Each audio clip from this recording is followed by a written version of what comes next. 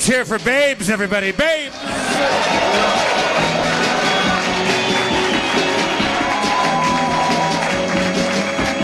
Let's bring out Spencer Crittenden, everybody, as Harmontown is now in session.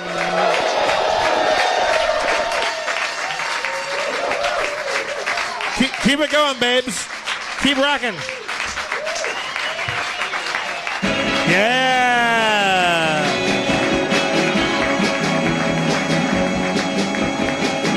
Now let's bring out the mayor of Harmontown, Dan Harmon. Yeah.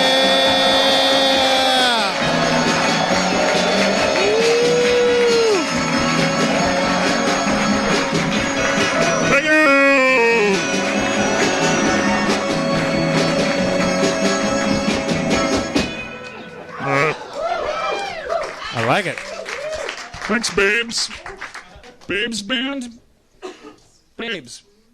Babes. Babes Band is your Twitter handle because you're not 70 years old, so Babes was taken when you started your Twitter account. Somebody probably got on the ground floor of at Babes. Are you starting the show as Ed 209 tonight? Is it on? Oh. You couldn't hear that? No, I can't. Well, I can't. To me, my voice sounds normal unless I listen for it. Yeah.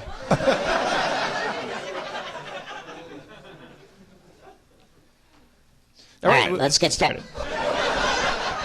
So it's unorthodox. Where Spencer normally dwells, we have Spencer. We have a band of 4 people. Yeah, I noticed that too. And now Spencer is now sitting over here in kind of Kumail Nanjiani territory. Yeah, I feel like I get where he was coming from now, sitting on this side of the stage. I just feel like I'm together and we gotta, talk to Dan over here.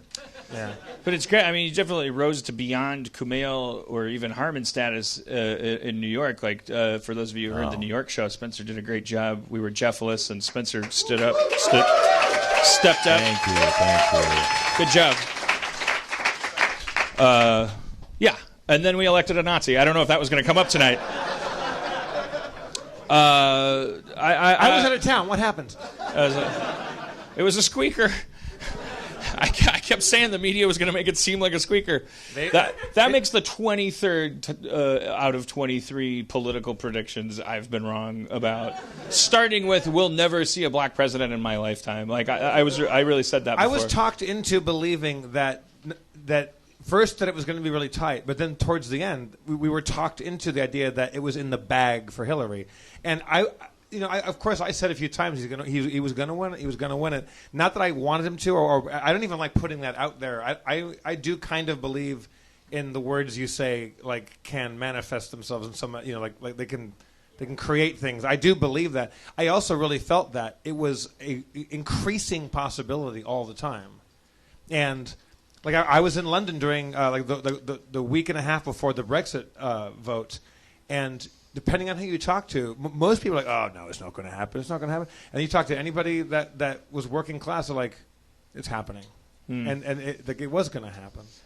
Well, yeah, and I'm sure the election will be permeating tonight as a theme, I'm sure, including the analysis of the statistics and stuff. But what I am keen to talk about, because it's most scary, most promising, most exciting to me, is the cultural, not ramifications, but the cultural thing that's happening, of which I think this election is a symptom, because it's a real thing that we have to deal with on our sidewalks and things, and in conversations with each other, the people with actual human hearts and brains that we touch and whose breath we can smell, and who are renting property to or from us, and who we buy and sell bread to. I haven't been into the market in a while, and I don't know how commerce works. I pay people to count my filthy money, but the human beings, our neighbors and things, and douchebags.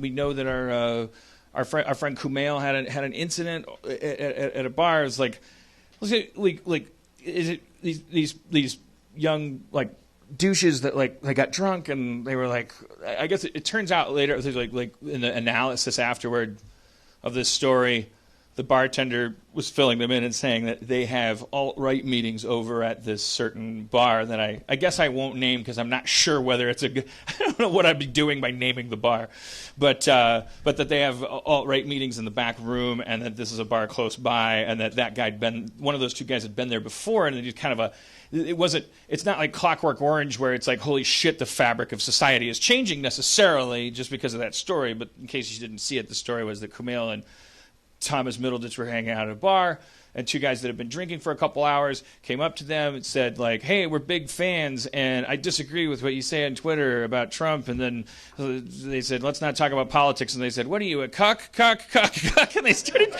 chanting the word cuck, which, if that's going to happen... I didn't know that was an alt-right term for people that have been cuckolded by politics. Like, what is the angle on that? It's just more it's just an attack on, I think, masculinity. Oh, no, that you're not a man. You're just like a beta male. Right. Yeah. I think it's more of a beta male thing to really focus on the sex life of other people. But again, I don't know if you've seen cuckold porn, but there's this guy Marcello who's a cuckold who is very alpha. He fucking he cuckolds himself so much that he owns the room. Like, I got no beef with a guy that's so low status he can suck another man's penis while that man fucks his wife. Like, I think that guy's pretty fucking intimidating.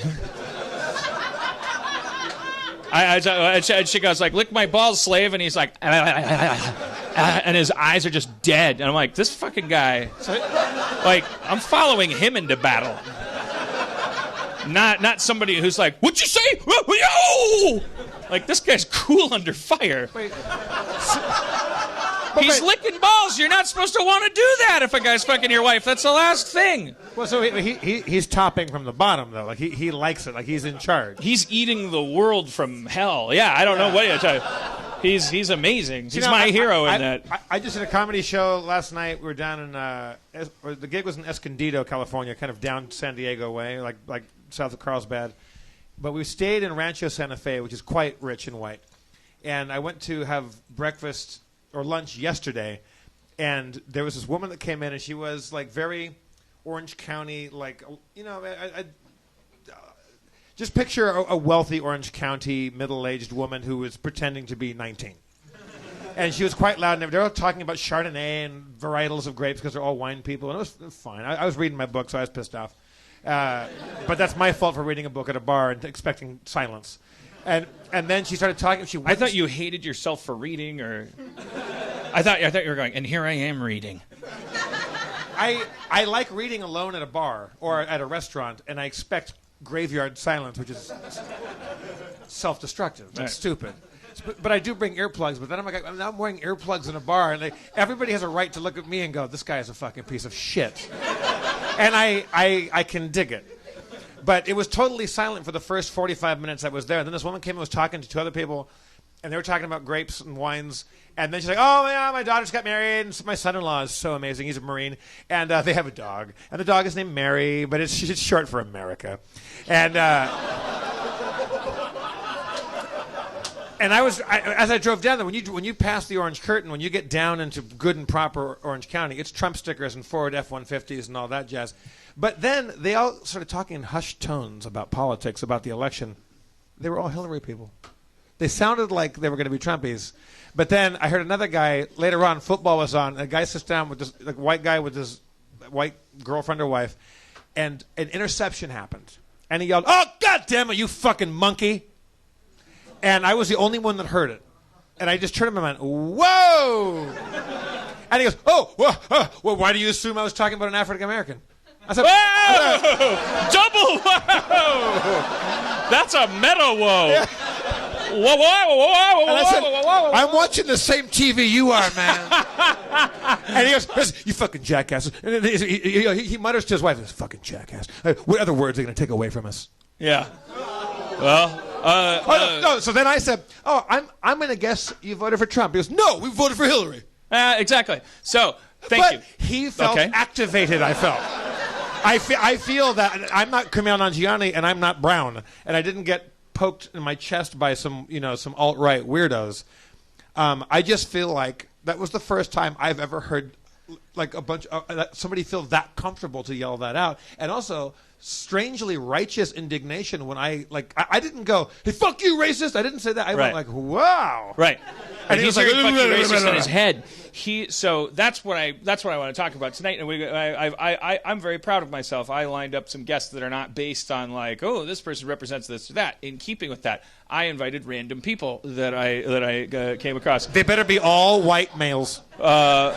They aren't, but I do want to say before we, because tonight is going to be, if I have anything to do with it, it's about moving forward into, like, I don't care, if you're listening to this and you're offended by a straight white dude saying we need to erase the lines and solidarity is not getting us anywhere, I'm not telling you not to see lines, and I'm gonna express that where I'm at and how I'm going to move forward the best way I think I can help and use my I statements. I am certainly not here to tell, especially the last person I want to tell not to see things in lines are the black women in our family tonight, because I feel like that was an astounding, almost comedically absurd story. Like if you looked at the statistics and you were looking at lines and how they broke down, that was a bummer. Like they lined up and they were like, "Yep, it's what you see is what you get. Voting for Hillary. She's not. She's a woman, and I'm a woman, and there's a million reasons, blah blah blah. But I'm." And they came home and it's like, "Let's get Our Lady president." What the fuck? You honky bitches. Was it 42% of the women vote went for Trump? Is that right? Yeah, I don't even know. It's like we've all seen the spreadsheets that have like befuddled us. But and then we search for meaning with our primate minds. I trusted Jake Tapper. He lied. I think the message from those spreadsheets, from this election, from everything, the thing that's going to keep me sane is going like, oh, thank God. It may be in a very twisted, horrible, balloon animal way, but Martin Luther King finally just actually became, his dream is actually becoming a little bit true, because I cannot look at anybody anymore or think about anybody based on any group that they belong to and assume anything about them. I think that election, like, it's like you can now say that you have more in common with a person you haven't met yet than some of the people you've met. You can now say that you have more important things in common with people who have superficial things not in common with you. And I don't want to speak for the people that are shaped like me, but before that Tuesday, I was walking around thinking that like the idea that biology didn't matter, race, gender, to name a few bio lines, there's a million of them though, the things that just make us different, like in the goo that makes up our body. The idea that stuff didn't matter, I always looked at it like broccoli. Like really healthy, really hard to commit to, like not the first choice, like when I'm secretly thinking about what I'd rather do, like kind of difficult, worth it, will make everything better. Oh, so hard to do, and no one else is going to do it anyway. And after Tuesday, like, I swear it's not hyperbole. It was just like the one good thing for me was I was like, holy shit, no. The idea that you can't tell what people are thinking or feeling or where they're coming from by looking at them is not like broccoli. It's like air. It's impossible now to not be in that mindset. It's absolutely vital, and it's relatively empty, and we have to fill it with something meaningful. That was a dumb way to extend that metaphor. I should have stopped that. It just went from being like, oh, you should really do that, okay, I will, and walking around like that monkey guy who clearly was yelling at himself before you did. He had all this shit. You were yelling at him for being racist. That guy's already... We got this fucking World Wrestling Federation wrapped up in our brains because we're surrounded by it. Anyway, so like the big question becomes, how do we stop being surprised by shit? That was my therapist's advice. Stop expressing yourself with like, Dan, you keep going like this, and your voice keeps going up in the air because you keep going, there's a swastika up over the house in San Francisco. Can you believe what they do? The white women it's all in that context of, can you fucking believe it? Can you believe it? And you hear that story about Kumail, And always the unspoken thing on Twitter is like when you retweet stuff, which you should do, the unspoken message of it is like, can you believe this? And that for the last 20 years has been enough. Like that has been our definition of the guillotine. It's been our definition of like just like transparency, of rule of law socially, because there are no laws against like having weird feelings about you ate 3 bananas, now you're a woman. You can have like these fucked up ideas that if a Supreme Court justice has them, bananas illegal, and we're like, whoa, hey, those thoughts aren't illegal. And so we have up until now had the luxury of going, can you believe this person feels this way? Now it seems clear to me that it's like, oh, you got to believe it. You gotta believe it. And coming with that is like, then if you're going like this, you're the sucker. Like, can you believe this guy's mugging me?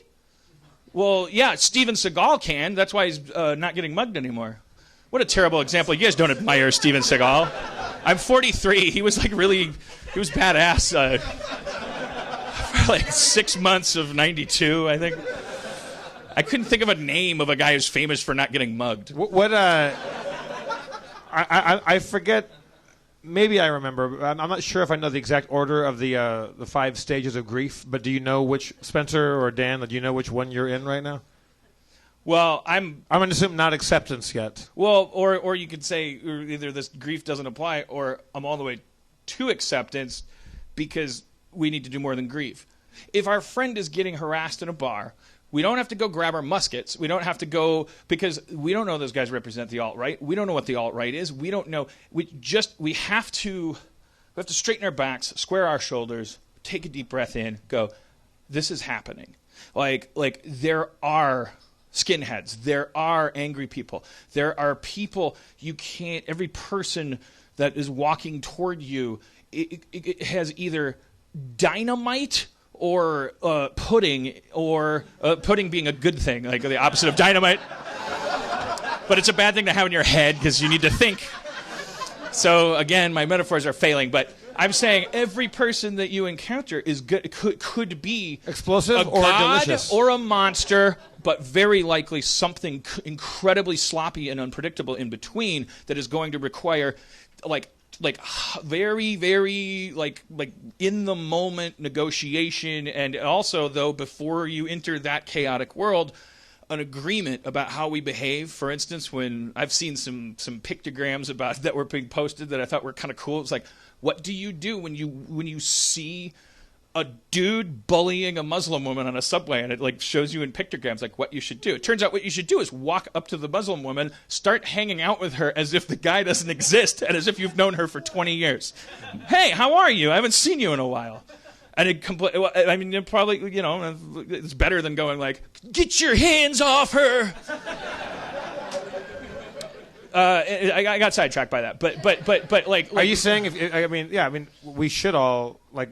If I saw someone doing that, I would absolutely go up there and intervene and step in at the risk of getting like punched. Like, well, but the thing is, like, I don't know. I would piss my pants and cry, and so I want to talk to people who don't know how. It's like I feel like you're bragging. I'm saying hypothetically because it's always been a hypothetical.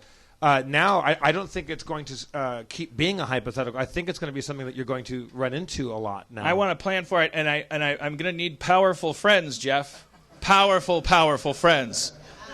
From the Marvel Universe, you know her as the Red Sorceress. Now it's Scarlet Witch. It's Elizabeth Olsen. Hit it, babes.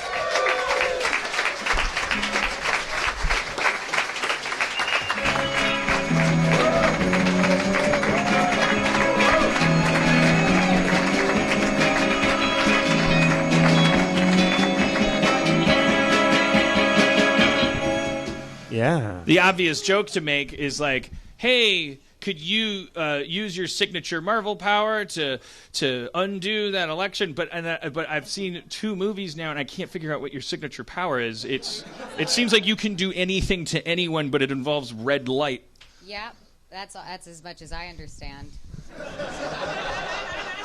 And I think at some point I got to manipulate time I think, at least in the comics. Oh, good, because It's your different character in was the kind of movies. weak, so I was hoping they would give Sorry, her. Elizabeth. In the movies, it's different. Is your mic on, or are you just far away from Oh, it? I don't do this much. There you go. There you go. Thank you. But that does make me curious. Like, when you're in a movie like that where you're like shooting gagoos and everything's like, so then let's say Joss Whedon comes up like, okay, we did one take. Now he's gonna give you an adjustment. Like, what is he? How much? He actually like made up the whole movement. It was all in his head. So he demonstrates had Oh yeah, he wrote it moving. Like me. At least he told me that. And he would physically ask me to do different physical things and demonstrate it for me. And the Russos don't do that. They don't understand. They're like, I don't know what to do with you. Why don't you go away and figure it out with your choreographer? And I'm like, okay, great. I love what I do, but we'll talk about it later. But anyway, this is so frivolous. Yeah, well. I wasn't gonna go on to ask you what's it like to wear so much makeup. Yeah. After the day, I was gonna eventually I did invite you on because we were doing a project together and we so you were one of the first people I saw in the Right wake after of the all election, of this, yeah. in the wake of every woman in Los Angeles like going through something that I'm not even allowed to pretend I understand because that's just part of the problem and blah, blah, blah. And that makes me more mad, makes me want to be manly and do things. And that's what the problem is because we just elected a guy that wants to be manly and do things. And it's like I can't mansplain, but the only thing to explain is that I want to mansplain, and not being able to mansplain is making me angry. And my therapist has verified that is every couple right now that's coming through. It's like it's a woman with what as a Star Wars fan I would call a carbon-scored feeling panel that was tricked over, let's face it, 180 years into like putting a little fiber optic cable out and then it just got sliced off with this Cronenbergian penis slimy knife, like tricked you, got you. And now they're just wandering. But anyways, what was I talking to you about? Joss Whedon. We were talking about I mean, I don't know if I represent a feminine response. No, not at all. No. But I mean, just because I don't. No, you were like, I just pull out my dick and vote. And I was like, that's whoa, exactly what it's I said. huge, but it glows red, and I can't. It was like, no. I was actually not in the country because I did a mail-in vote and handed it in because I was so scared to trust the mail service. And I was in Mexico City. And so that was really interesting. And I was talking.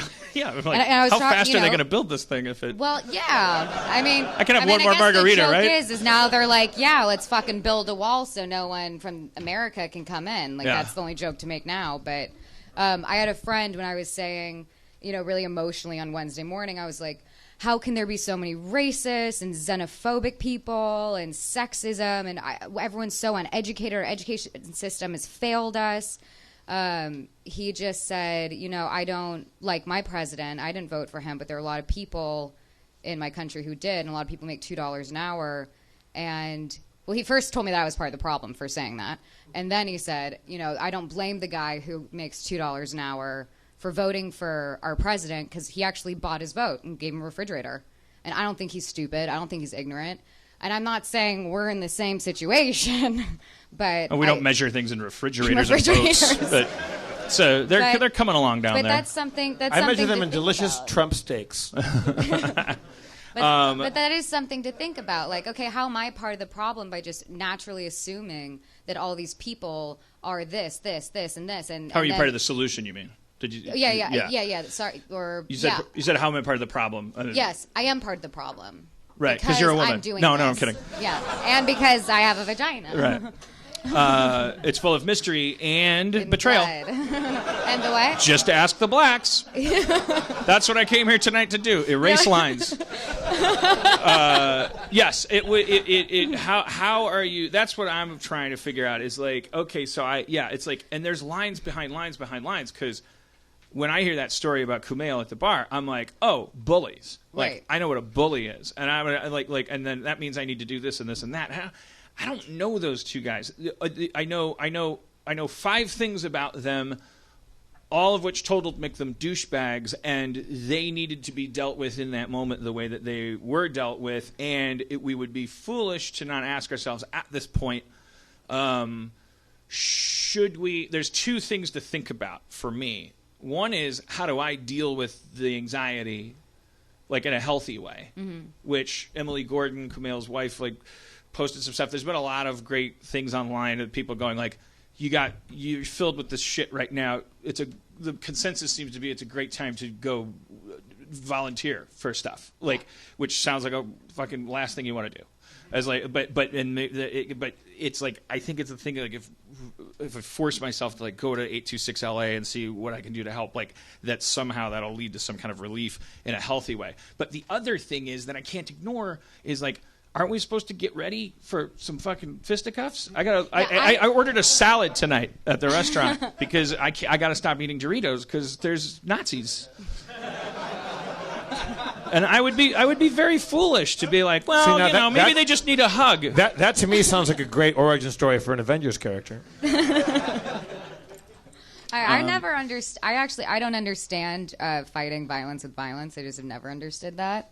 So I think kudos to say, I think I'd stand straight up to that person and get him to back down. I think there is a version of that doesn't have to be violent and confrontational, but you and I have talked a lot about the idea of lines and divides and trying to figure out, people are so scared to say how they felt, and it's because the people who have the privilege to be on social media and have a lot of followers, or to be on a podcast, or to be on whatever, they tend to all kind of believe the same things, and we're all just talking to each other.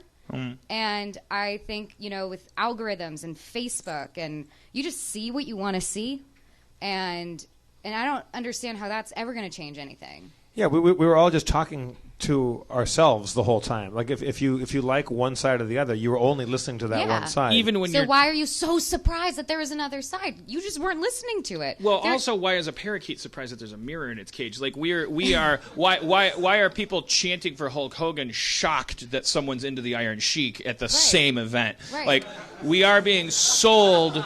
Because of the camel clutch. The camel clutch was a devastating move. And I think another thing that was kind of like a weird relief was that because I don't like as a celebrity or a person who's in movies, I don't like the idea of being like, I believe this, so therefore I'm going to change all your opinions because I believe it. And I think that's like a weird egocentric thing, and that's kind of what Hollywood did.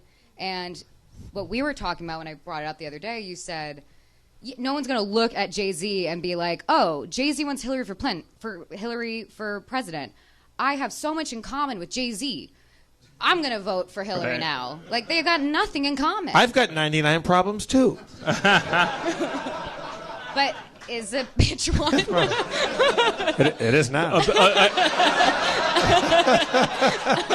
I've got 99 problems, and a bitch not being in the White House is one of them. He puts out a new version of his.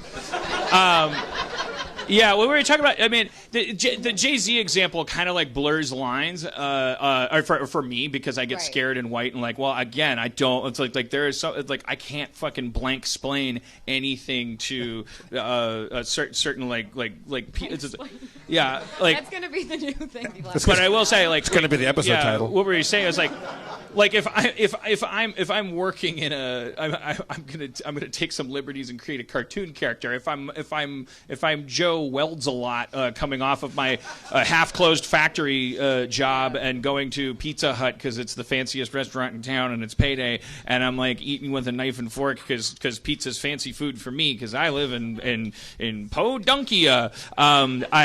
I'm taking liberties. I'm saying assume the guy that's the least receptive to this message. Like it's like so Joe Welds a lot from Podunkia. The TV in the corner all of a sudden has Robert Downey Jr. on it saying like, look, we have to talk. Tomorrow, you have a choice to make, and the power is in your hands. And it doesn't really matter. I'm like they made a very funny, self-effacing, like kind of like meta version of that thing. But I'm just saying like that. The bottom line of that message isn't, oh, look what I'm doing, or I'm making you aware of something. Everybody knows the election's coming up. Everybody that cares about voting because they feel something's at stake for them, because they're not hopelessly disenfranchised, is going to vote because it's actually about them, and like they feel that way. And so a person saying, like, look at me, you got to vote and you got to vote right. Like, if I was the slightest bit inclined to, like, you know, not believe in the elitist, like liberal King's Landing, that I'd be like, see, there we go. I would pull the other lever twice just because I'd be like, don't. And so but it's probably bolstering the base, you know, somewhere else. I don't know what we got on this topic. It's stupid. It's more. Let's bring out Brandon Johnson. He'll help us. Oh yeah, hit it, babes.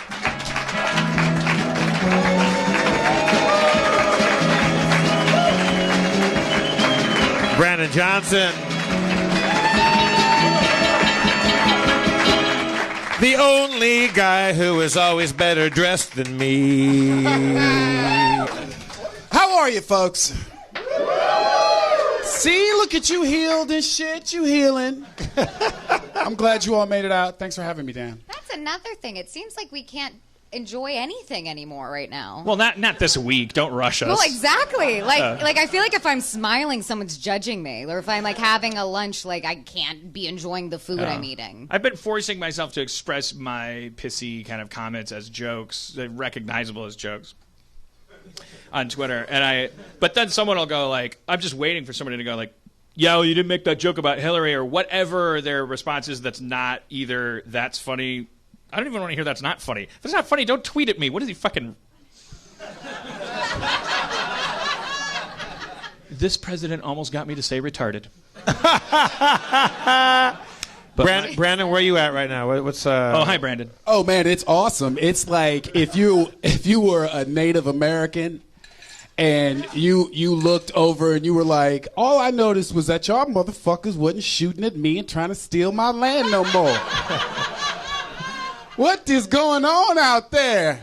It looked like white people mad at each other. This is the greatest day. We're actually... Because the weird shit is there were no shootings 2 to 3 weeks. Y'all had of Native Americans? Of black people. Oh. There was a dip. There was a dip. We started hating a lighter shade of brown. That's right. So it has been amazing to watch. It is like it's like a Super Bowl or a baseball game. You know. Do you really think would you speculate that is a symptom of any kind of solidarity? Like the idea that no, man, y'all new with this shit. You never had your dreams crushed. Let me tell you, this shit for y'all is like, it's almost like if a black kid was laying in a pool of blood. You know, and for hours and shit, and then a bunch of people videotaped it. And you were like, I'm fucked up over that. And then it kept happening, and there were like 585 in a year. Your heart would already be broke. So this shit is like amazing. Are you saying that you think like the Chicago PD was less inclined to start shooting people that they knew were black American citizens because saying, now they're starting to defend borders like and shit? Or? I'm saying I look down and I see Upper Matic. I see troops on either side fucking each other up over some shit that I'm not really a part of. I'm gonna get fucked over either way. It's like white people, once they come together after this Republican Democrat shit, well, if you still gonna be. It was. I live in Los Feliz, and it wasn't like white people were running up to me like, "Damn, this is fucked up," and I just want to apologize. So I'm like, "You'll be all right." Well, if you keep dressing up like you're from Nation of Islam from 1965, then you might get grandfathered into a shooting. Right. Be careful. See what I'm saying? See how comedy can bring us together. As long as it's, yeah. You feel like your dreams got crushed because you were about to do some real cool shit. I know how you feel. You You were like, we fucking with fucking Obama right now? We got 8 years. We're about to do some cool shit. We gentrifying. We making moves, motherfucker. Everybody is out there kicking it right now. We're doing ecstasy. We're kicking it. This is the greatest motherfucking country in the world. And then all of a sudden, just as you were about to get that last drink, somebody came and smashed your dream. And I've been there. I be there every time I try to order a drink. I can't get this. So let me give you the handbook of how you can make it through this shit. Lay it on us. Oh, run! I don't know what you gonna do. You got to run. Bring your kids close. Number one thing really is like, don't panic. It's a long fucking haul. You got to understand, this motherfucker got about 2 years really. Because in those last 2 years, we gonna come at you. You know we are. That's number one. And stop being bitches about the shit. You act like you in Mogadishu, like motherfuckers ran up on your house in trucks and were like, pulled your daddy out. Where I come from, where Mexicans come from, where Asians come from, motherfuckers die during election season. People leave town to get the fuck out because it might be a new president. Okay, I don't want to just clear those bars as a society. I'd like to avoid getting as low as comparing ourselves to an election where people are getting killed instead of voting. But to your point, we are pussies. We're not pussies, and it's great that we're upset. We should be upset. That was some bullshit that went down. But you better get the fuck back up because we live in Whoville. You hear me? Yeah, I heard you. If the Grinch looks at us, I want him to hear us singing. Oh, Whoville. I don't want that motherfucker. I thought it was from Horton Hears a Who, and I was like, nobody reads that one. That's Horton like is there. Horton is there. Horton Needs a Who is the Apocalypse Now of Seuss books. It's like all the film students are like, masterpiece. I'm not fucking watching that shit. This guy's 6 hours of fucking fireworks and Martin Sheen dancing. Bonus DVD. Now the French scenes in it. Are you trying to make me kill myself? All right, sorry, I got off on a tangent. But I want you made me picture a scene that has nothing to do with what you're saying, and I can't. I've like my OCD, like, because you're like, when I misunderstood you earlier when you were saying, I was picturing like the scene like there was a cop on the foot of his bed getting dressed for work, and like he had slept through the election results and he assumed that Hillary got elected, and so he's lacing his blue laces, navy, with the usual tooth gritted, resigned, numb determination. Time to go back into the demilitarized zone and fight a war that can't be won. And then his wife comes in with some orange juice and some pancakes, and she goes like, "You seem a little glum." And he's like, "Yeah, another day, another dollar." And she goes, "You didn't watch the results last night, did you?" "What are you talking about? We elected some email lady." "No, honey. We're racist now." "Shut up. The whole country." Against who? Name them. Pick a country. And he's like, "So I don't have to represent racism while trying to do your job of policing the public?" "No, it has been taken up by every man, woman, and child in the country. So my job is to serve and protect the racist. Zippity-doo-dah." And then he walks past a black kid who is helping his friend move and is holding a TV. But that's a crime. And he's but on any other day, and he goes like, "Need help with that?"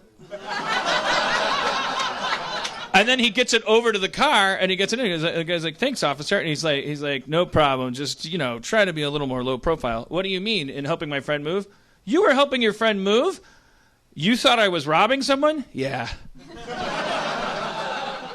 "But we're building a wall." Yeah, I'm still racist. I'm just in a good mood right now. Yeah.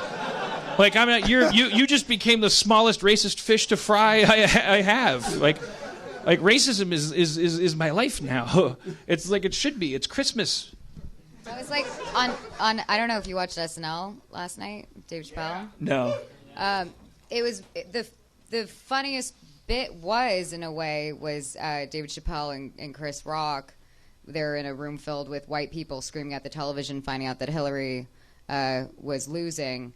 And they're like, "Oh my God, I can't believe there's so many racists in this country." And they're just like, "Yeah, what do you mean? Listen, you just figured that out because of this election?"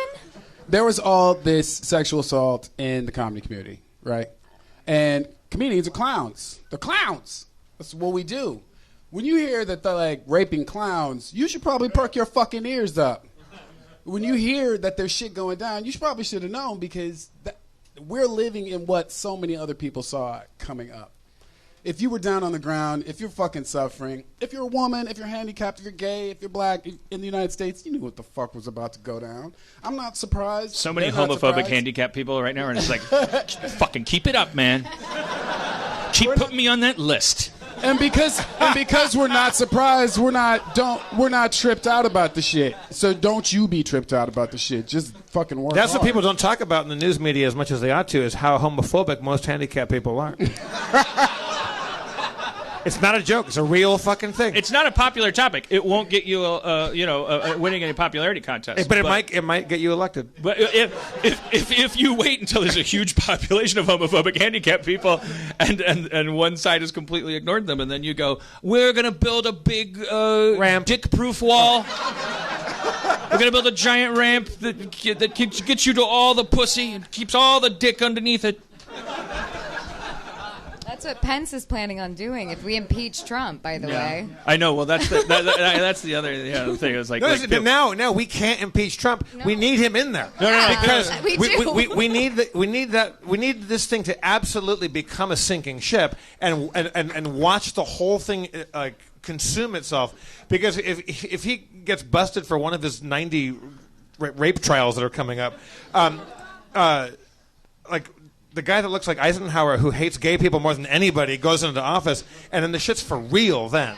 Well, so think about the irony of that. Remember 8 years ago, like I said at the top of the show, I truly am 43 years old, grew up in the 70s. I really, truly believed we didn't have it. It wouldn't have happened. I was like, holy shit. I was a total surprise to me that Obama got elected. And so my first thought was, oh shit, it's a lot of white liberals are like, is he gonna get assassinated? And then the response to that would always be like, oh, with a chuckle, oh God, no, not President Biden.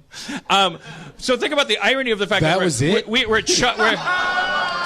we're chuckling about that, and then now Trump gets elected again. Your first thought, because you didn't see it coming, is he gonna get assassinated? And everybody goes, no, not President fucking Pence. What that guy knows exactly what to do. We got. It's gonna take 2 years for Trump to find the phone. There's already articles about him. Did you see the thing about he announced he wants to do things a little different? He doesn't want to spend very much time in the White House. It's almost adorable. It starts to make you think, what if he did? But he's going to leave Rudy Giuliani and fucking... Yeah, no, it's all bad. And lobbyists and his cabinet. They know what to do. They Newt Gingrich, he invented this whole fucking mess. He's like, we just call it not what it really is, and then we don't have to talk on the same reality as everybody else. And that's where we're at as a... And his name is Newt. Plain sight. Newt Draconis from the Not At All Lizard People...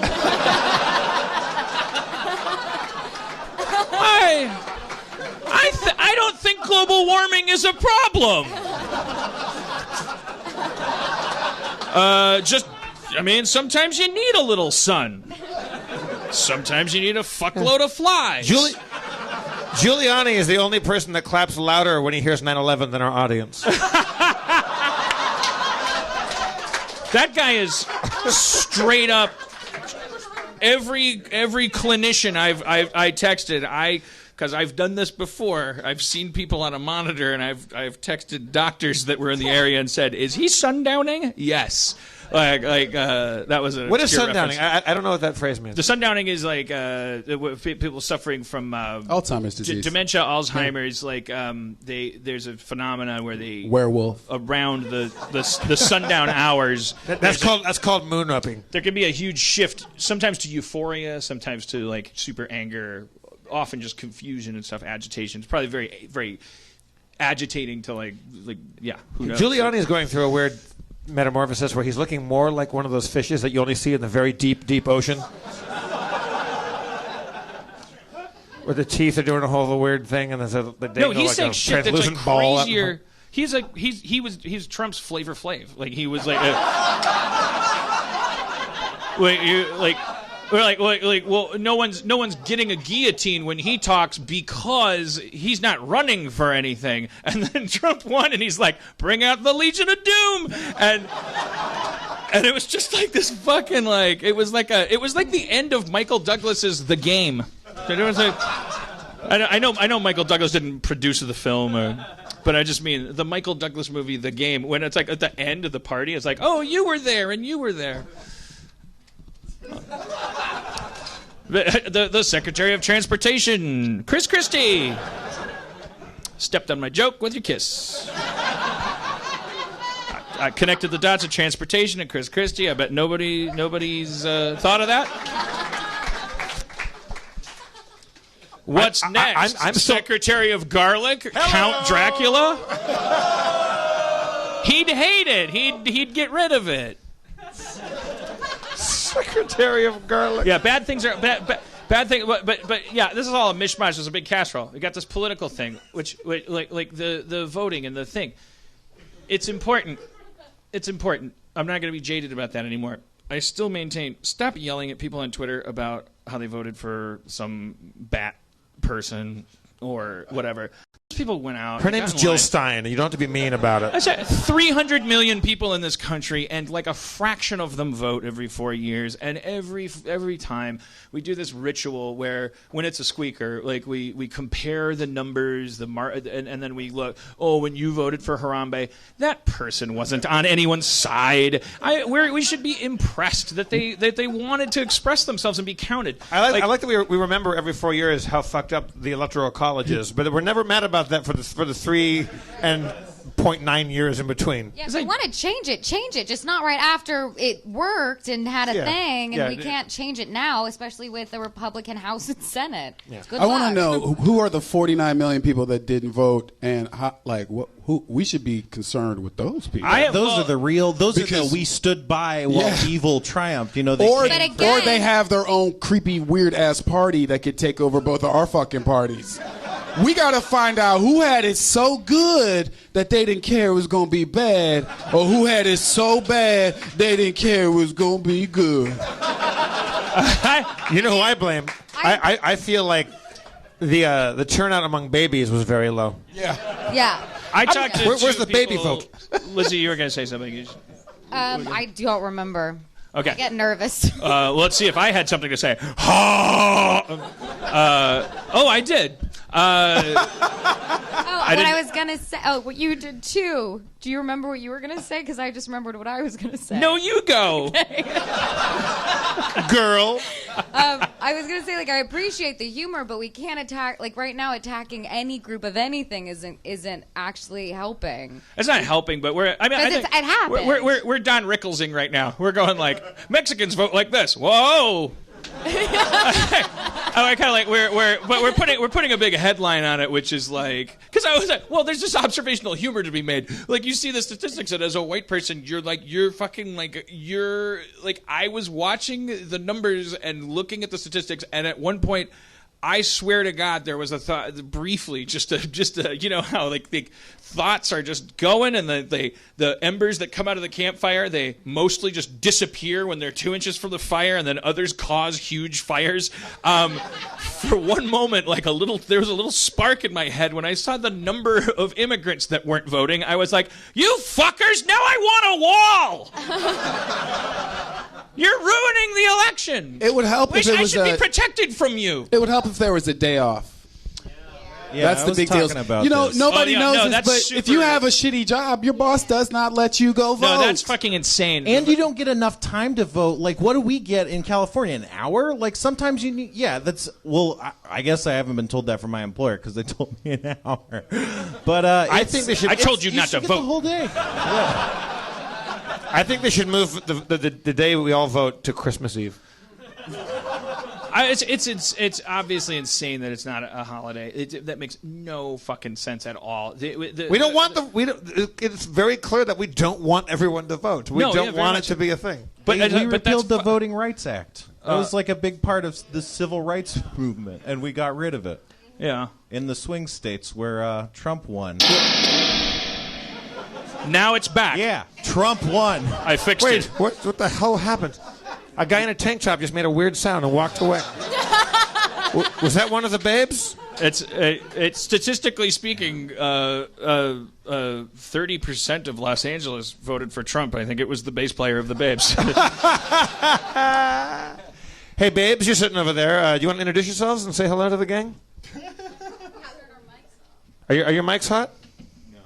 Can we hot up their mics? Is anybody driving the ship back here? They're hot now. All right, they're all getting high back there.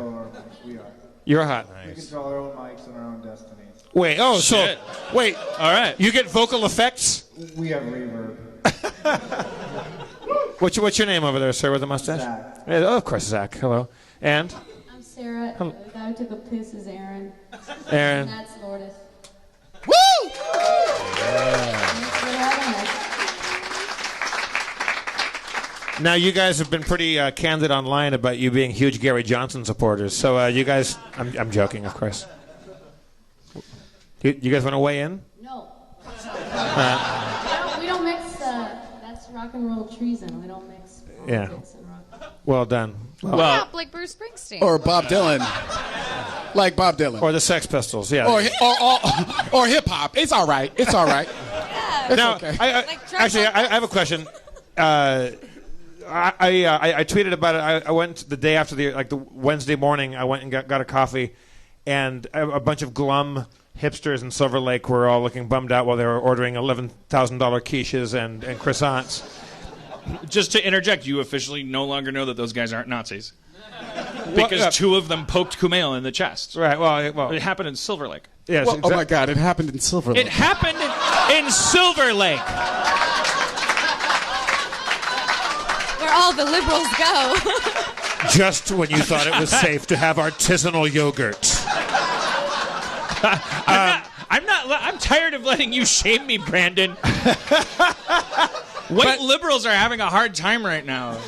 So everyone's like, wait until you have to pick up your kids from the morgue. Why you? I'm laughing. Can't you just leave them? Why do you have to pick them up? Can't you just leave them there? They're not going to know. Wait, liberals' kids are pre-morgued. We don't reproduce. They get in the way of our wine tastings. But anyway, there was glum people and a gal, like a young kind of hipsterish like barista chick from behind the counter, kind of smiled like, kind of a wry, semi-ironic smile. Just, well, on the bright side, at least music's going to get good again. But then I tweeted that, and then someone went back, and someone pointed out quite rightly. I'm assuming I don't really listen to new music, and certainly not. I don't listen to enough hip hop. Sometimes hip hop has already been going through kind of a golden age. Some people think I think they're moving past the. I'll explain it. Hey Dan, why don't you field this one for us? You've had enough power, sir. Just want to go back to the cave. Wait this shit out. So there's a little too much auto-tune, but there's a lot of passion. Go ahead, Brandon. What's your take? Try to be more informed than that. Because some of us jerk off to the hip-hop Pandora channel. What? Really? Yeah. Yes. Okay. Well, that's really not racist of you. That's so good. For those of you listening at home right now, you can download Dan's entire rant on that with the Harmontown.com/woke. Anyways. Well, no, I wasn't really waiting for your take on hip-hop having transformed. But Not in a bow tie. Brandon and I are more. We bond when we get together about the lost days of the true golden age of hip-hop. The early years. When you could rap about peas and carrots. Right, and rap was very, very slow. When it was slow and focused on peas and carrots. Yeah. Okay. Hey, babes, can you guys lay down a beat or no? Is that outside of your bailiwick? Would you like a song, or what would you like? We want more of a kind of a bass heavy, like kind of an R&B Someone about kind to of freestyle? Yeah, maybe. Let's cool. see what we got. I mean, in these sad political times, sometimes music and Maybe then poetry. Can you do? Oh, nice. Yeah. Ha ha. Oh yeah. Ha ha ha ha. Ha ha. Ha ha ha. Ha ha ha ha ha. Ha ha ha ha. Well, have you ever had a sandwich on some bread and realized you were in bed and the crumbs go down to Superman's house and you have to fight a super mouse? Ha ha ha ha ha ha ha. Old school. Have you ever enjoyed a bowl of soup, and the next thing you know, your body starts to poop? You get diarrhea from this damn dish, and throwing up that soup is your wish. Ha ha ha ha ha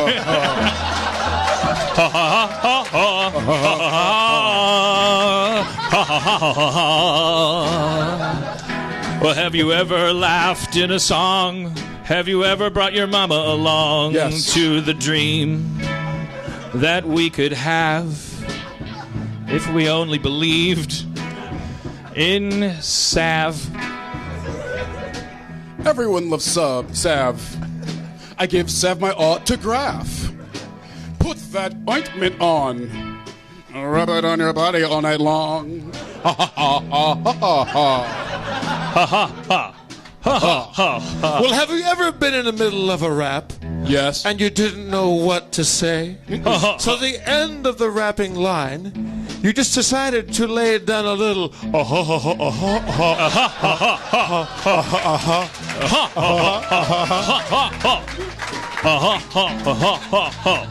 Reaganomics made rap better. Reaganomics made rap better and also made us wear sweaters a lot and zippers. And we had straps, and women were doing a lot of aerobics in pantyhose.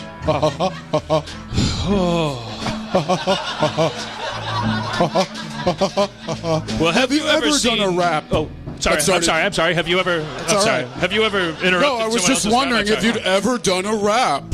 No, I was asking a question. I wasn't starting. Well, I've done a rap, and I'm right over here. Great. Great. I'm glad we covered that. My question was this. Have you ever done a rap that sounded like Johnny Cash, vaguely? Like the talk section of the Johnny Cash album instead of a real rap song? Have you ever done that? Well, I bought it one piece at a time, and it didn't cost me a dime. Pre-sampling law rap. I write it one piece at a time. That's one piece at a time. I'm doing the Johnny Cash is doing the Rihanna hook on this one. Yeah. No, we know. We got it. We knew it. One piece at a time. That's the name of this rhyme. You take one piece and put it on another time, and then you put the times together, and you have multiple rhymes. They're like amino acids that form a gene that makes biology work, if you know what I mean. Even though I pronounce it weird. Biology. I started trying to rap too fast, and I wanted to rap in the past so I could rap real slow and make it last. Ha ha ha ha ha ha ha ha ha ha. I walk the line. You know you walk the line. The ring of fire. I'm a masterpiece. Put your rap to seize. Have your body on your knees, begging Brandon Johnson, please. Y'all motherfucking MCs, you best to fleas. I'ma have y'all motherfuckers on my balls like thick and fleas. No. yo. Even though we was rapping slow, this is what I really do. Hit these motherfuckers, make it so hospitable. We gon' be alright. Don't worry about election. Think about it. I'm rocking Hughes erection. I walked into a burning ring of fire. Went down, down, down. The flames went high. But not to be outdone, I'm gonna rap super fast too. And I've always rapped this fast, and I'm rubber, and you're glue. And I see a nation, it's disintegration. But I'm not Haitian, so I don't have an HIV crustacean. Walk it back, keep it flowing. I'm rapping fast, and I'm growing as a person and a Samoan. What's with those people? Why are they so big? I'm sorry, God damn it. All right, just a white brain rapping, just a white brain rapping. Don't rap too fast with a right brain. Your own. Have you ever noticed the Japanese are taking all these pictures? God damn it! Jesus. Godzilla! It's a drum filler! Godzilla, drum filler! I got a drum filler! A Godzilla, got a Johnny Cash! Lay it on the line, but the lights are gone, and I'm walking the line! One piece at a time, and it didn't cost me a dime. Yeah! You'll know it's me when I come Black through women. your town. Love swimming. I hurt myself today. He hurt himself today! He hurt himself today! And if you listen closely, you heard me say, I try to laugh like I sound like I'm having fun, but I'm really sad because Donald Trump won. really sad, y'all. It's a fake laugh. Everyone in a wheelchair hates gay people today. How does it feel, wheelchair people, to be boxed in and told you're homophobic with no power to control it? Yo, if you wheels on your chair and you got a heart, then you're still on the air with me up in heaven because you're dead. Well,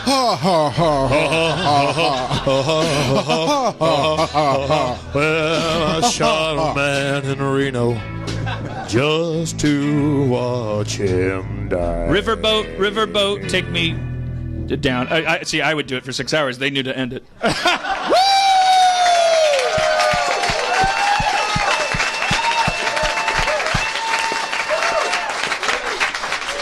Babes, that was awesome. Fucking wow.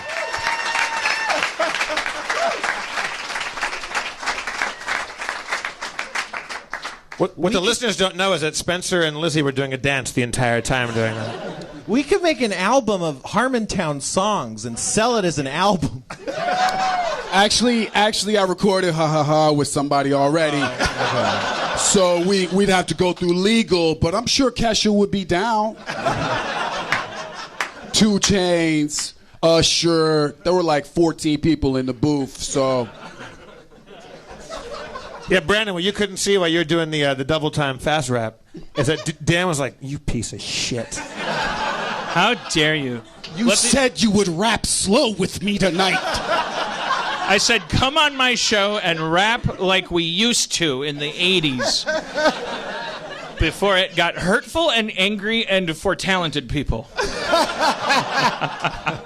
Back when it was just bell bottoms and kick lines and peas and carrots. I'm pretty sure we now owe Rick Rubin lots of royalties on what I just did. And everybody from that generation of hip-hop an apology. I didn't mean you weren't talented. That's ridiculous. I didn't mean that. I meant I'm not talented enough to rap fast. We have the Sugar Hill Gang coming on next week, so you can apologize. We don't really like what you just said. We're doing the best we can. Now don't push me, because I'm close to the air.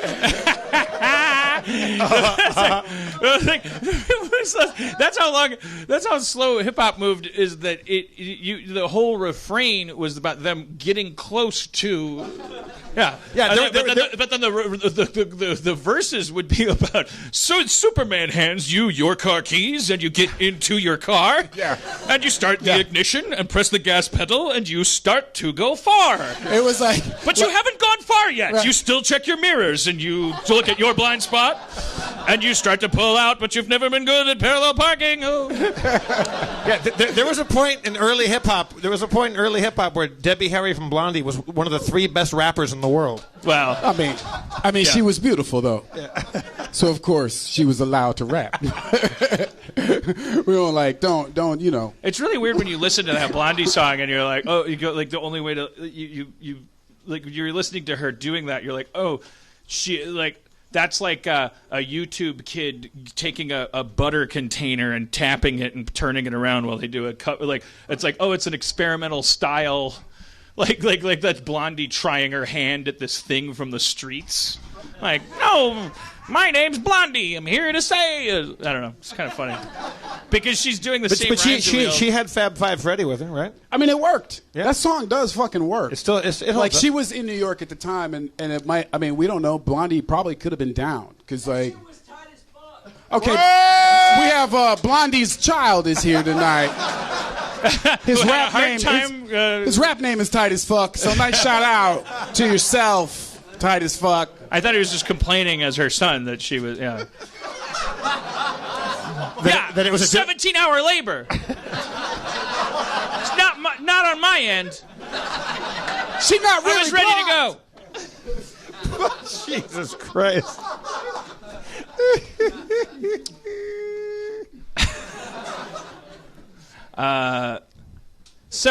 Me? Am I in charge? Well, have you noticed Skittles coming out in a lot of flavors? No. Look, I think that little piece of music, and I'm only half joking here because obviously I'm making a joke, but that moment where we all laughed and clapped about doing that thing, did we do it because we're sad? Yes. And did it make us feel a lot better? Absolutely. I think that little song we did softens my experience of the last week. Quite actually, that reminds me. Let's talk about the thing that was at least music will be better. At least, of course, we've all heard that about comedy. Oh, remember Jon Stewart during the Bush administration, all that stuff.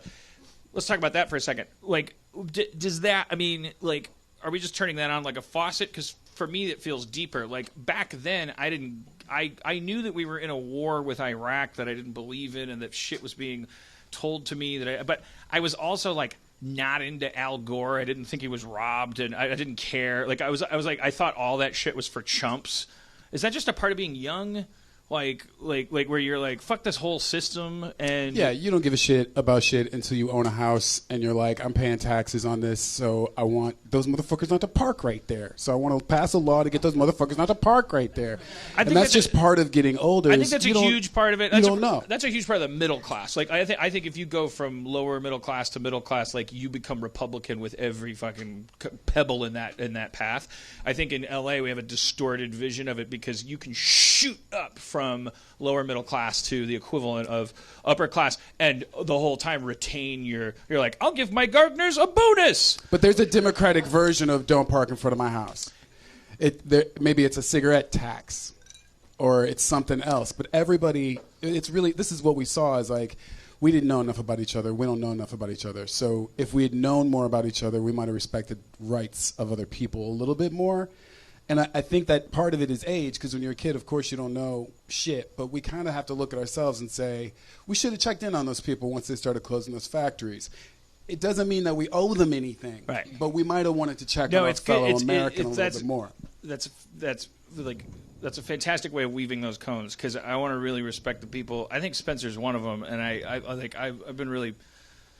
I've never expressed it to Spencer, but it's like Spencer's a relatively young guy, and it's like this is a big election, and Spencer's like, I watch what he retweets and stuff, and I'm like, Spencer's on point, and he's like fucking mad. Like he's sick and tired of. Correct me if I'm wrong. You're sick and tired of the philosophy of, like, oh God, see guys, like we shouldn't have ignored them. They have needs too. Don't forget to tolerate the intolerable. Or I'm sorry, don't forget tolerance for the intolerant. You're a little sick of that, like. Well, it's just, I mean, we've had polls. We did polls before this election.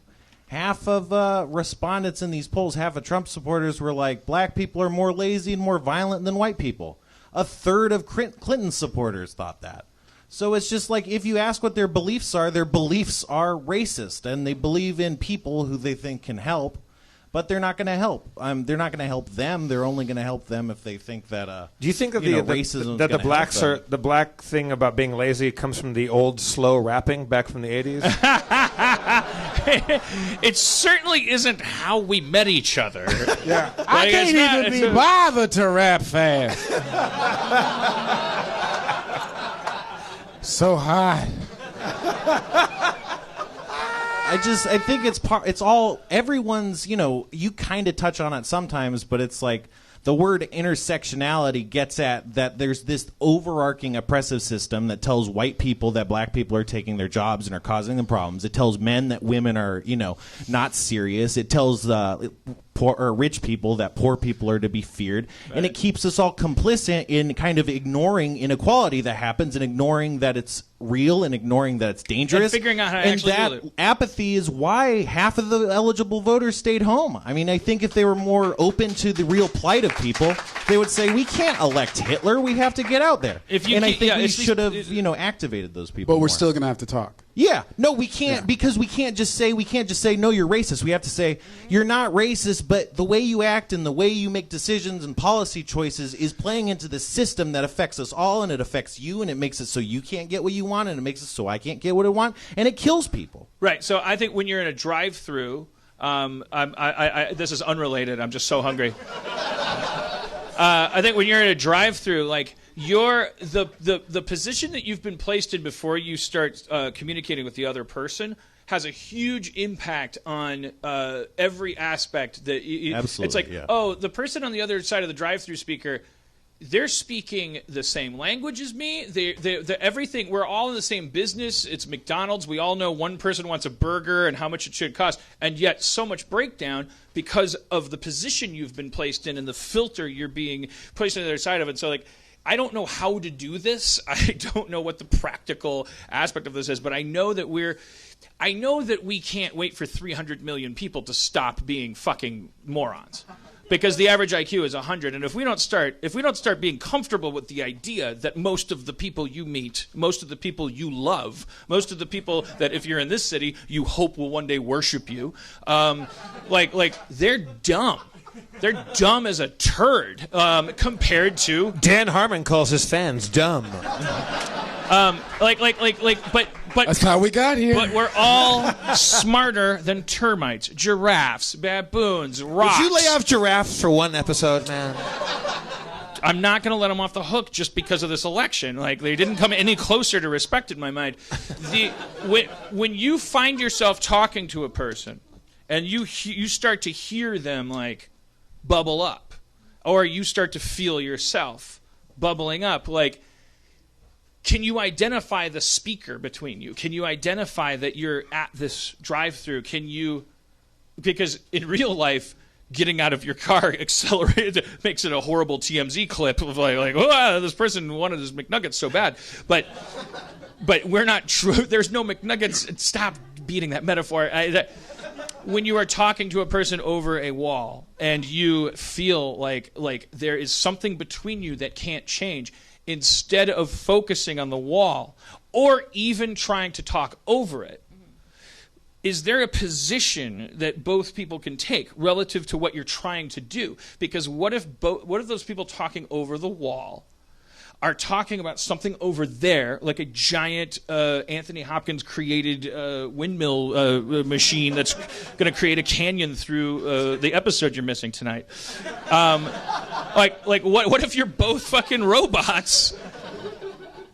You should both face the problem, and you don't have to get over your differences, because the differences might be that person's fucking racist, and that when they look at you, they think that you're a worthless person. And that goes back again to, like, I think the ladies learned this time around, and Brandon's point is like, yeah, welcome to the fucking party. Which it's like, the music is amazing. You're gonna love the music.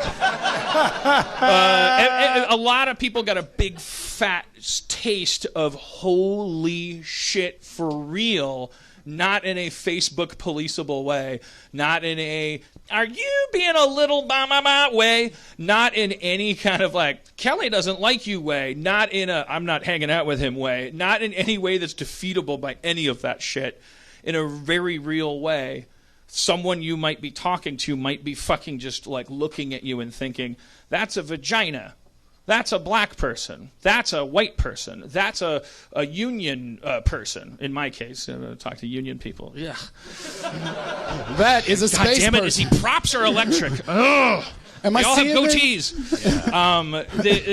The wall may be absolutely vile and may need to come down and may be a huge part of a huge problem, but like it like how will you ever like yeah, that's the big question, is like can we somehow concretize the practice of, oh, there's a wall, okay, well, let's be better than two ants with a difference between each other and like do this ritual where we rotate 90 degrees and we'll get back to that wall. That wall is fucking even more visible this way.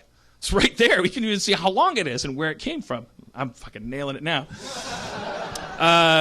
What it connects to, all the other walls and stuff. But like the most important thing being like, oh, are we controlling ourselves, or are we letting these walls? Because who put them there? But yeah, that's what you have to reveal that stuff to people, and I think there's this gap, this disconnect, because whenever I'm coming from a place, it's from trying to help people, and it's not always coming through, but it's like, but my understanding that I don't say is that you're focusing on issues of race is distracting you from the real problems that are affecting us all. And as long as people ignore that disconnect, we're not going to be on the same page. But we have to say, like, no, your problems are valid and they're real, and they're part of this thing that I acknowledge, and it's valid, and it's explainable by this system that also acknowledges that racism is a real thing that you should also acknowledge exists in the world. And I'm not saying you're racist, so like, I don't know. Yeah. You're on it because that's what we've been doing wrong. Our demographic. We've just been dismissing. The Asperger Reddit guys, we're always saying to women, and we're always going like we're just shut up for a second. I'm trying to explain. It's like we're always like someone will post a story about like I was in a parking lot and all this stuff happened, and then like Spencer and me come from a world where we're like helping when we go, yeah, but however, you probably shouldn't assume that person. Oh, sorry, well, and it's like you're yeah. Anyways, what were you gonna say? Well, I mean, I just think that no one's listening, and I do think that there are deep-seated issues in our country, and I think it starts with our shitty education system, and I spent a lot of time in Appalachia, and I don't know if anyone else has, but a lot of towns are derelict. Like, they don't have money to even tear down buildings that they don't know what to do with, and then they let like mountains just grow there. Mountains. They don't even have funding for mountain clearing. But we all believe that global warming is happening, so like that's true, and green energy is good. Yet there are huge industries that have relied on coal mining and just in the mining business, and they now are losing jobs. Coal mining businesses have been almost fully shut down, and not fully, but everyone's losing jobs, and then you lose jobs, and then no one wants to be a teacher, no one gets paid,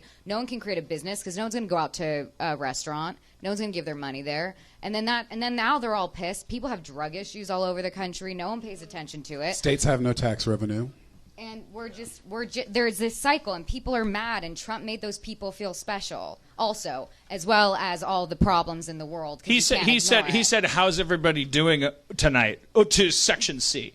Yeah. And that was made a huge difference in the concert. Yes. And they came out and they voted, and I don't know if he's going to fix their problems, but it's really fucking sad. And there's no alternative jobs for a lot of people who work in industries like that. And I just think that there's a way that we can go into areas and not have a political agenda and just understand, okay, so you have a father or grandfather who's been so angry for whatever reasons. They didn't have an education. But you know what? You're the new generation. Let's figure out how to serve you better. Let's figure out an education system that's better for you, and then maybe we can even figure out a way for you to express yourself beyond school, so you can talk about all this weird shit happening in your head, or what JJ said to you, or whatever. Yeah. There's no like expression. Yeah, make your kids less into multicam. Yeah. Just from a TV perspective, it's just like tell them they have options. Yeah. Like there's like it's just like why would you want to hear other people laughing? It's okay to just laugh at what you want to laugh at. Right, and it seems like if He's so the mad about parents Big Bang voting, Theory. I'm gonna grind every axe I can while I still have a chance. Paul Bunyan's dying. But it's coming down from the generations and their parents, and then if we want to change something, it starts with educating young people, and that's what Hillary Clinton was all about. And we have a shitty fucking system in our country. And I'm super proud of the fact that in California and Los Angeles, it's like these concentric strongholds of we have like amazing, like if we choose to volunteer in LA, overflowing. And we were talking about this, and it's like, I don't know if this is the most dumbest thing I've ever said or the smartest thing, but it's like, people say white privilege and then your skin bristles, but it's like, what if it was actually privilege? What if you could, for instance, I know you would be allowed to walk into a steel mill and nobody's going to be like, hey, who let Scarlet Witch in? I've gone to so many steel mills? Coal mines. Name 3. They're all in West Virginia, and I don't remember what the they were Toluca called. Load. She like busts out this Deadwood jargon. No, but that's so. What do you mean you've been to them? Because my ex-boyfriend's family is from Kentucky. Oh, you've just been to them. You're not like Princess Diana, like going to them. Do you mind coal? I've literally just hung out, and then he ended up making a film in West Virginia. And I was going to these places where, at first, everyone who's working in these mines, they feel with you coming in with cameras, they're already assuming that you're coming in to make them look stupid. To make fun of them. Yeah, they already think that. So they're really defensive. They just think, you're going to make us look stupid in this movie. Because I've been pitching, every time one of these camera crews comes in, I pitch my fucking show. No one listens. It's a good idea. It's about a guy who mines time. You can't fucking tell me that's not a good idea. But no, I got soot all over my face. So everyone's like, look at the jackass. What's the show called? Time Miner, you fucking faggot. Fucking big city faggot. Can I get back to work? I'm because sorry. Are you going to buy my show? Or I'm do I sorry. have to get back to fucking work? I didn't notice you were handicapped. I'm sorry.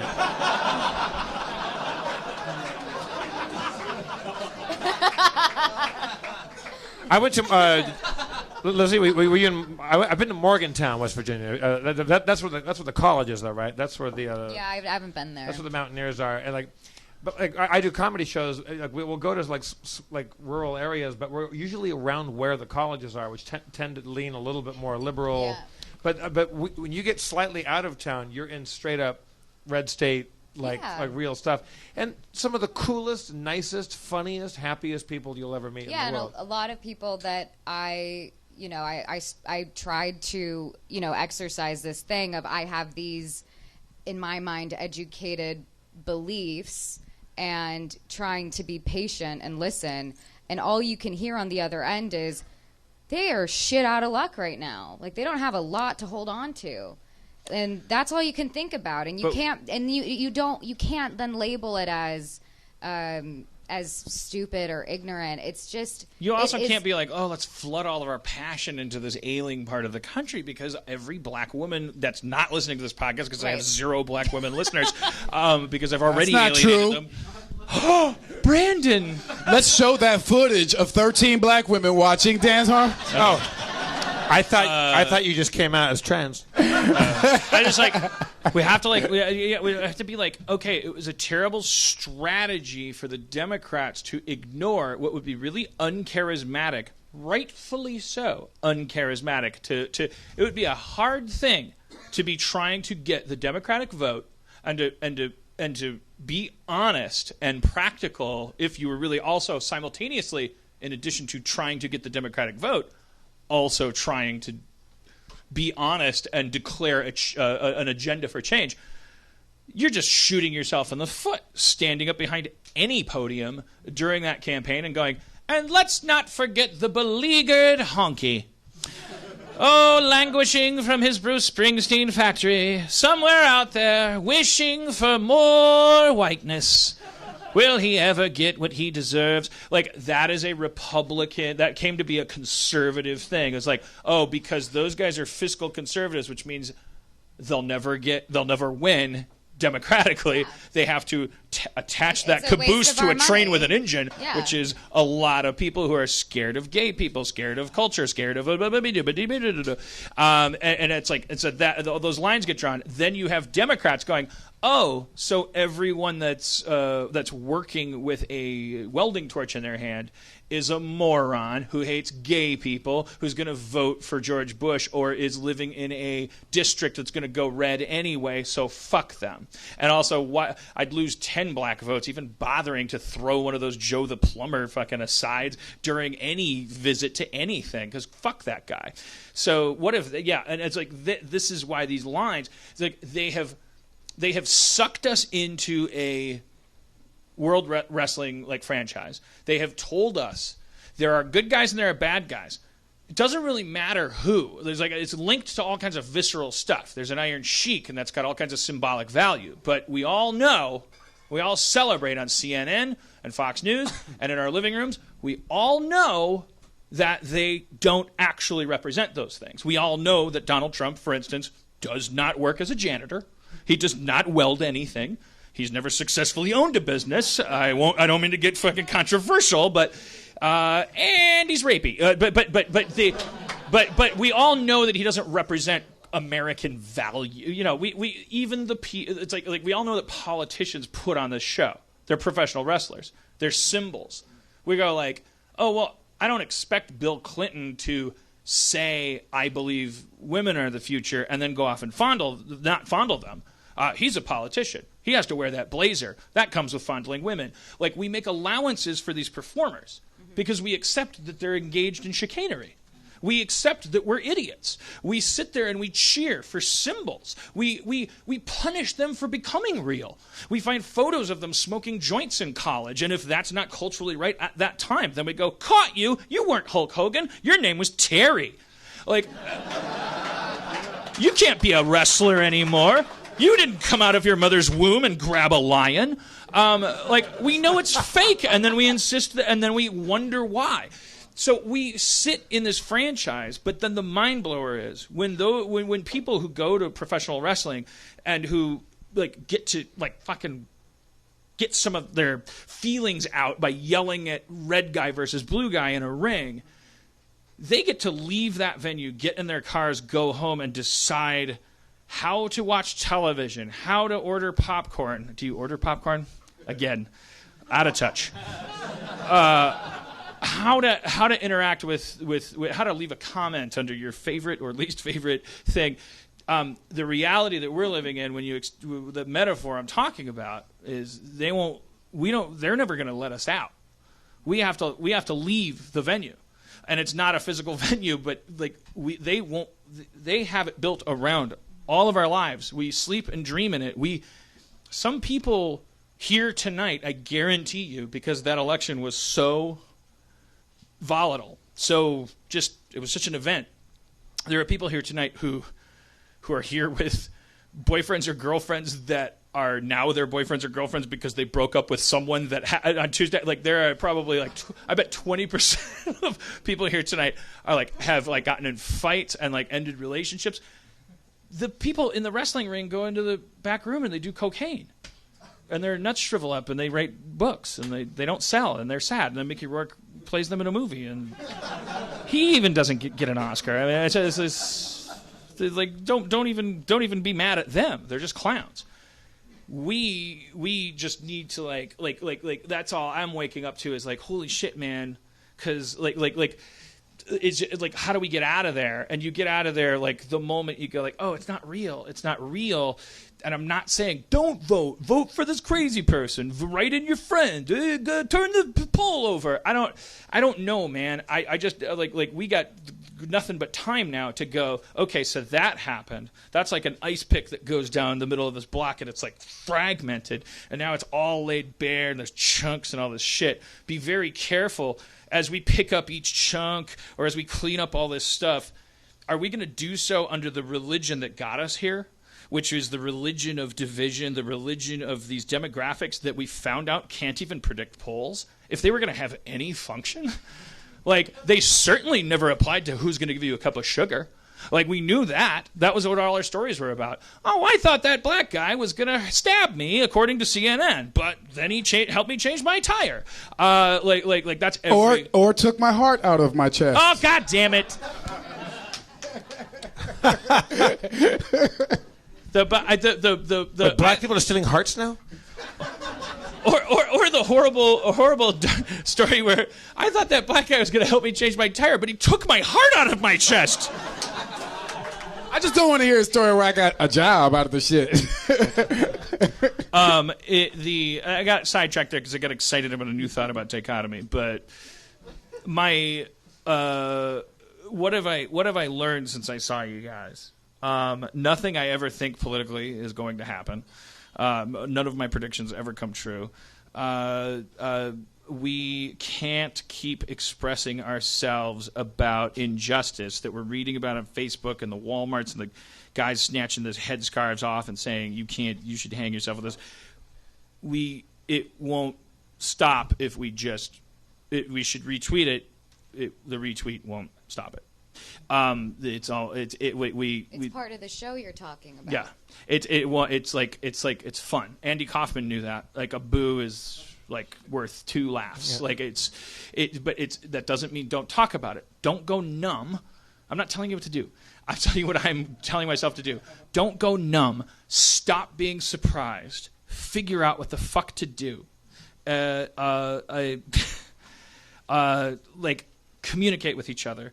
Be honest about, like, if you perceive any division between you and another person that has nothing to do with what you know about them as an individual, just brave the lack of charisma that is. Well, I think, is it possible that the way we're talking to each other right now has something to do with the fact that you're a barista and I'm a customer? Because I didn't buy a ticket to that. I just want my coffee, bitch. No, sorry. Bad example. Wow.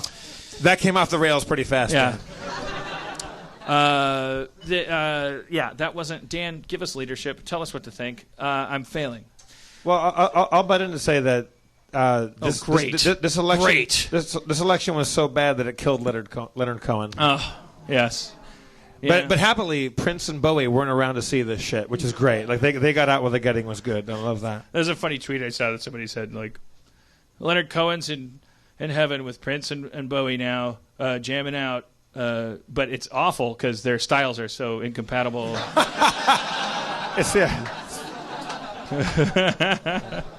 Well, Leonard Cohen said there's a crack in everything. That's how the light gets in. So maybe this is a crack in that.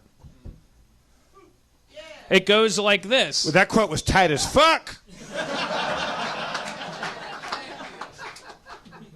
That goes the fourth, the fifth, the minor fall, the major lift, the baffled king composing. Well, that part's just what is that? But it's the hook.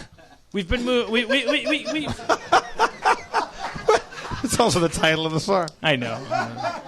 We've been moving up. We've been moving to the east side. Up. To the east side. To a deluxe apartment in the sky. When you get on Twitter... I thought you were going to start doing a weird Gregorian chant there. And someone tries to troll you by saying, you're a piece of fucking shit, fuck you, you shouldn't say that. Tell them, fuck you. Because I don't think that they came there to connect with you. I think they came there to like do that, and they should just get that back. And it shouldn't like you shouldn't also put a corkscrew in the pillowcase and be like, surprise, motherfucker. You should just be like, fuck you, poop face. Just say fuck you, poop face. Like, don't be afraid. Don't like make it your mission to prove that they can't hurt you. Don't like our enemy is going to be dishonesty moving forward. That's what those guys who poked Kumail in the chest. Like, how dishonest can you get? when you need booze and a present, I'm talking like and to walk up to somebody and say, I don't like your politics and your chant, like everything those guys said was a lie. They came up and said they're big fans and then wanted to harass them. They breathe lies. Like everything they do is a lie. So they're in their own hell, and like we are going to be fighting dishonesty. Frankly, don't trust your friend just because they're spouting some shit that suggests that they're liberal.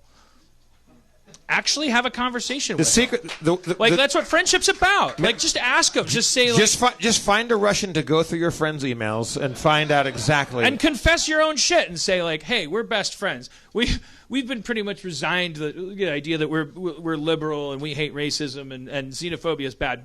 But you use the N-word a lot when you're freestyling alone in your kitchen, right? Yes, I do. Do you want my permission? I can't give you my permission. Have that conversation with you. And really? You can give out the permission? No, I said get that permission from yourself or your friend. Your black friend, though. You should get a friend. No, your regime is over. I just told you. Don't you understand when I talk to you? Sorry. Brandon, you're not content with 8 years of black people ruling the world? Yeah, how much more of this shit do we have to put up with? We tried to help you. Oh, the healthcare. As soon as these guys get in the White House, they're going to repeal... Okay, all right, whoops. Lizzie, I'm guessing that you were a Hillary supporter, right? Yeah, were you hardcore? Like, were you like all like gung ho? Yeah, I mean hardcore with my community of friends and family. Yeah. What do you think the future for like the next time a woman runs for president is? Because I may be wrong when I say that. I think our country is more sexist than racist in lots of ways. That we let freed black men vote before women. God damn it. There's both, and there's the misogyny is a huge thing here. I don't know. It's not my place to say, but I feel that there was a huge anti-women thing going on in this whole thing. But we certainly will go kicking and screaming into letting a woman run our country. Well, I mean, it was definitely weird that the entire election came down to like 3 perverts. Like, it was just a conversation about like Trump grabbing pussy, Bill having this affair, and then Anthony Weiner showed up, and it was just all about 3 men in power who was the worst or evil of sexually offending women. I just thought that was so weird. Yeah. And that was 2 weeks before we voted. It's just strange. I mean, I personally, I grew up in LA. I'm from LA. I feel very lucky with like what I've been able to do, and I don't feel it as me, like not like I can't speak for other people. I don't feel that. I see racism more than I see sexism in my life, but I mean I don't know what that means. Yeah, bitch ass. But I mean, like, I don't. With me, I don't. I mean, that's just my personal experience. I mean, I'm sure every single person here has like 1,000 personal experiences. I mean, it's hard to because it's like, when those results came in, I was like, because we sleep with them. Like I was like. Wait, but don't they sleep with you too? Well, that's the it's like, don't say, I mean, you're allowed to go, yeah, but I don't know. It wasn't like, I didn't know that they were also sleeping with me. I'm talking about, like, it's this irony that we always point to where we're like, man, and, like, yes, like, we're so misogynist that we, in the list of amendments, when you look at the history of our Constitution, the virus that is our country that we hope infects the planet and the universe, because it's that or Putin. Am I right? It's sequence of DNA when you backtrack through it, because there's a paper trail. Mm-hmm. We got woke about the idea that some people aren't animals before we decided women should participate in the election, and we were married to them before that. We were married to them. So like that is the crazy thing to me, which also is an uplifting thing because it further suggests, these lines, they're so much deeper than you would ever, that you can't see the right ones when you focus on the ones you can see. And people will use the ones you can see as a distraction from the ones you can't. And it's like, we are 8 billion strong. Like we have come to this point where we are elbow to elbow competing for oxygen with each other, which is supposed to be a crisis. So some of us are all thinking about, I think, instinctively like rats, how do I get rid of the wrong ones? How do I get some space? How do I get the brown ones back out of here? Maybe that gimmick worked when we were trying to build things, but they got to go. Like, I need some space. I think we're just reacting like insects or rats to the idea. It's not even like we experience it regularly where we're like, I can't get into this Starbucks. Overpopulation. It's like, that's lunch hour. It's like Starbucks needs to get its shit together. I think that 8 billion people going like this and being like, hi, how are you? Hi, Dan Harmon, nice to meet you. I remember you from the Marvel movie. Oh, hey, how are you, Brandon? Good to see you again. That we're all rubbing up against each other.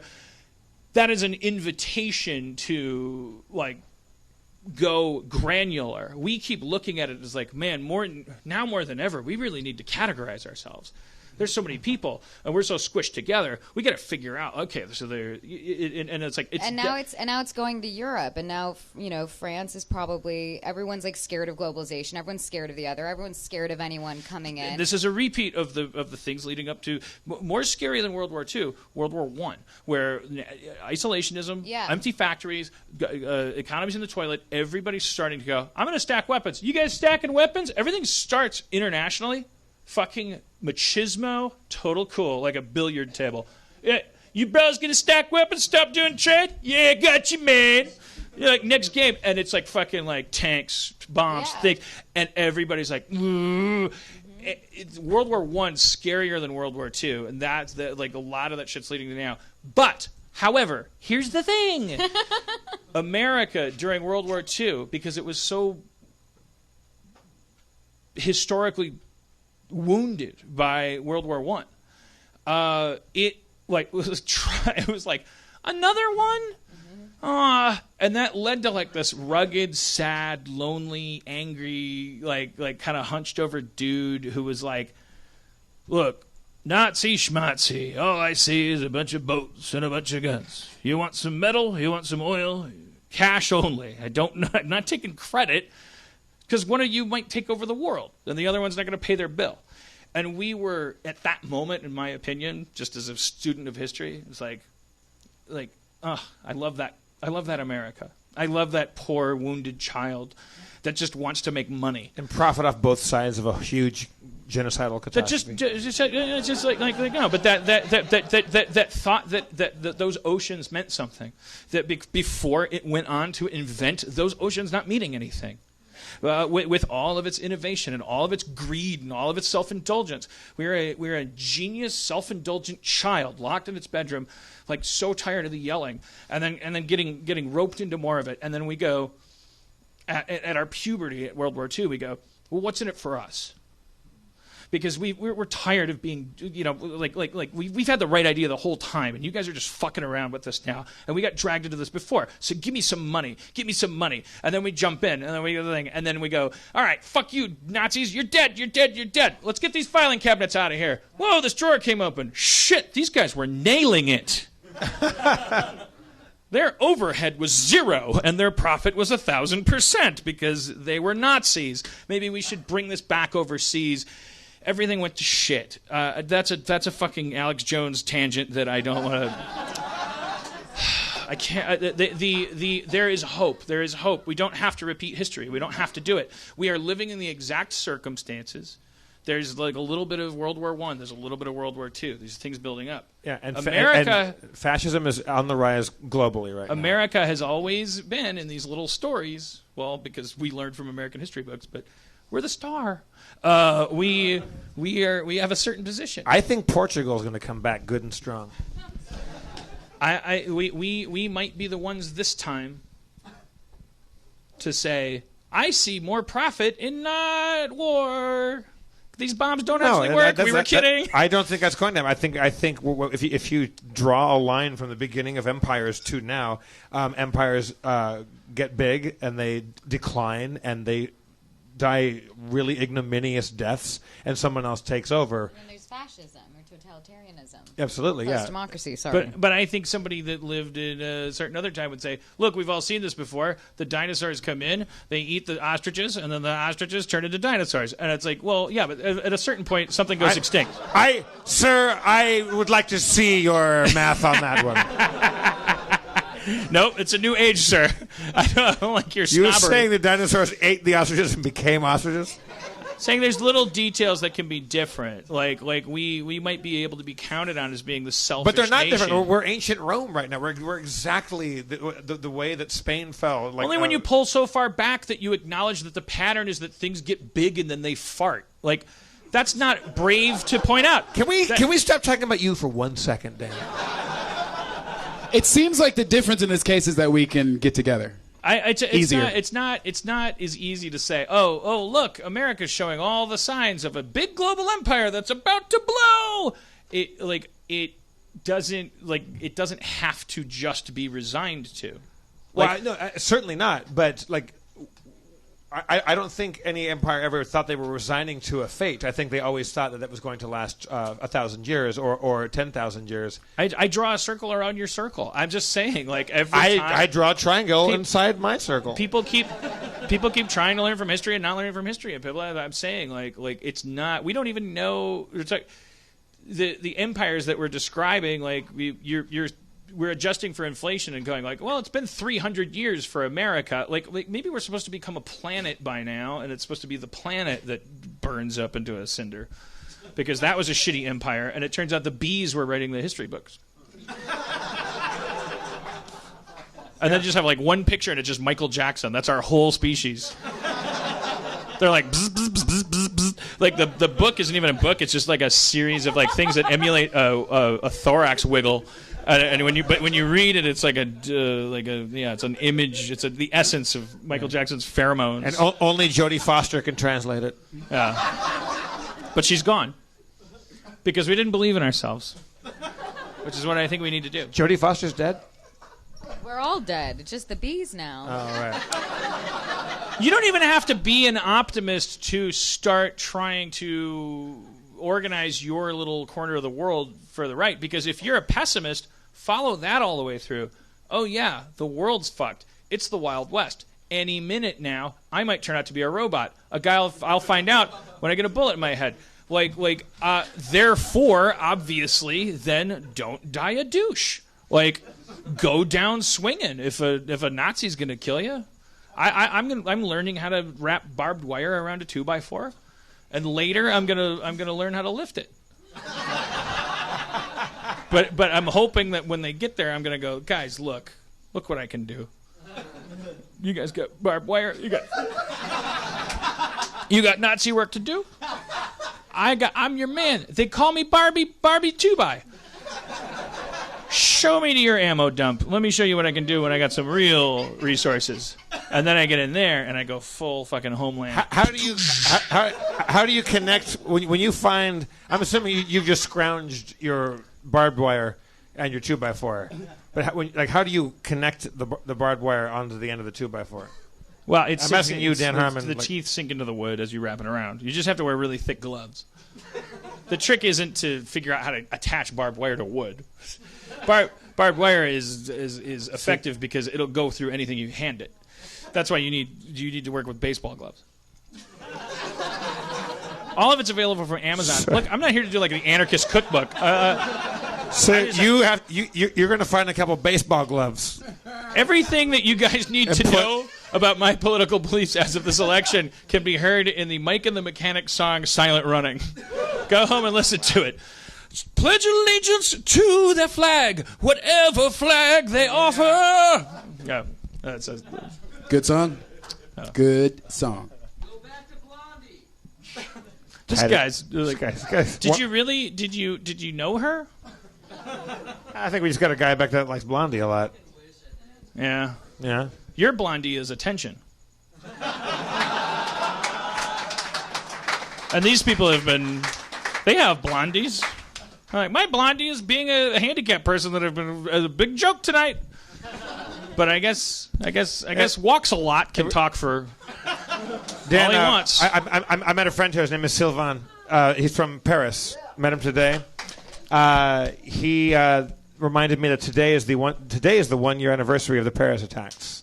And he's traveling the States by himself right now, cruising around, and he couldn't have picked a more fun week to be.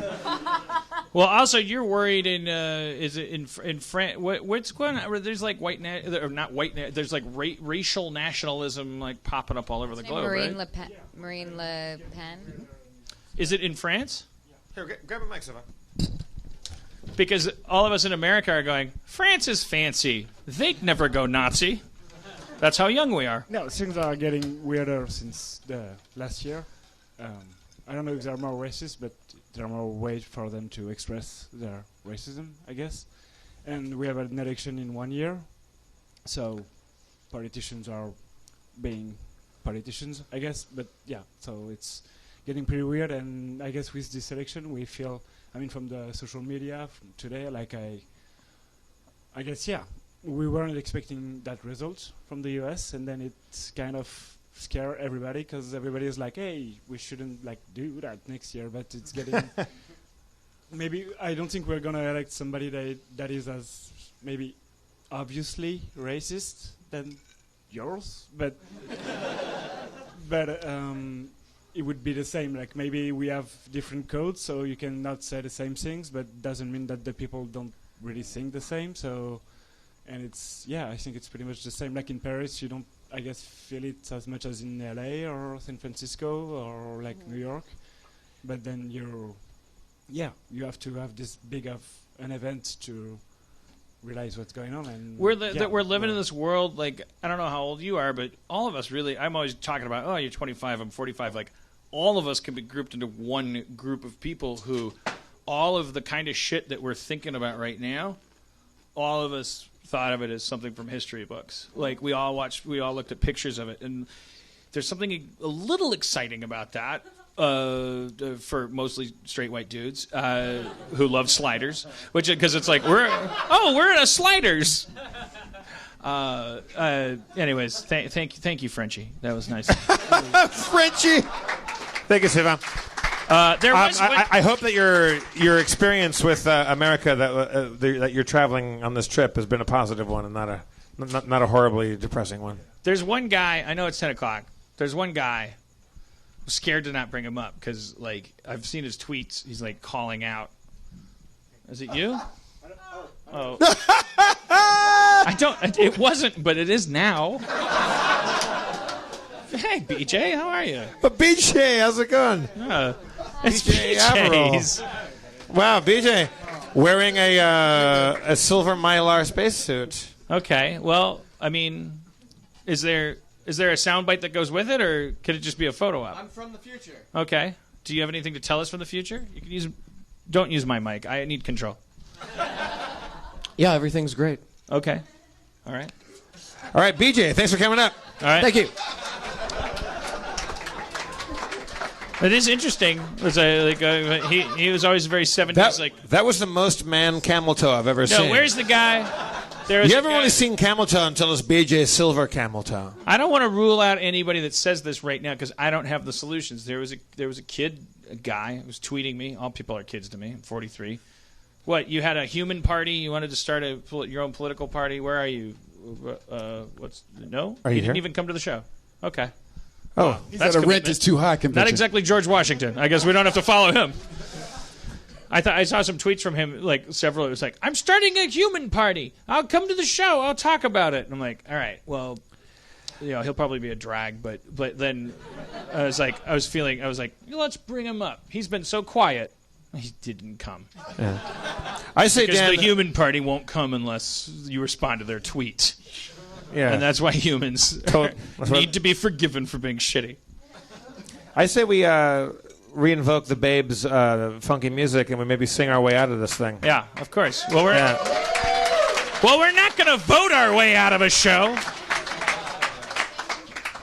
Don't vote. Boo. I hope that's not the message you. I don't know what message you should have gotten. We got a kind of a funky Leonard Cohen rap going on here right now. Yo. Yeah. Well, actually, why rap? Sing. Sunshine comes before nighttime. True. Or is it the other way around? When the time goes round, does day become before night? Or does night come before day? Hey, I fucked your mama on a beach. Yeah. Lizzie, you want to take a bit? Nope. She's got it. She Yo. got it. You got this. Yo. Take it, baby. I figured I'd give it to you. No, take it. Yo. Are you sure you don't want to hold it for just a second? Yo. Sunshine, brightly. I do this show nightly. I almost mess up. Cause my style so corrupt. I pass it to you. Jeff Davis, what you gonna do? I'll go as free as I can be. I don't like a dude who's better dressed than me. But yo, it's time for all of us to put our best suit on. Be the best purple you could be. Recruiting people that can better than you. Put a suit on. Yo, Navy Blues, way to go. Yo, where do I begin? And my man is over there. No wrinkle on your linen. How do you wear a linen suit and get no wrinkles on it? Yo, I got a bee in my bonnet. Nicely done. Yeah. Comes before nighttime, or is it the other way around? All the time goes around when sunshine comes before nighttime. That's the refrain. Yo, my name is Mr. Bitch. On my shoulder. I don't belong here. No. Makes me happy. I'm making a sacrificial gesture to not be involved because my energy is toxic. My name is Mr. Bitch. How do you parse that with this situation across the nation? We just had a Nazi election nation. You don't need Mr. Bitch to talk. I should go away. Sunshine. Thank you for coming to Harmontown, everybody. Let's hear it for Brandon Johnson, Elizabeth Olsen, Spencer Crittenden. I'm Jeff Davis. Also, the groovy undertones and overtones of the Babes. Babes, everybody.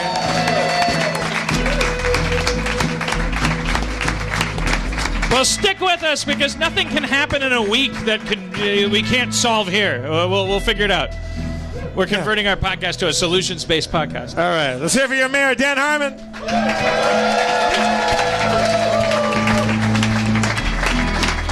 Drive fast and take chances, everybody.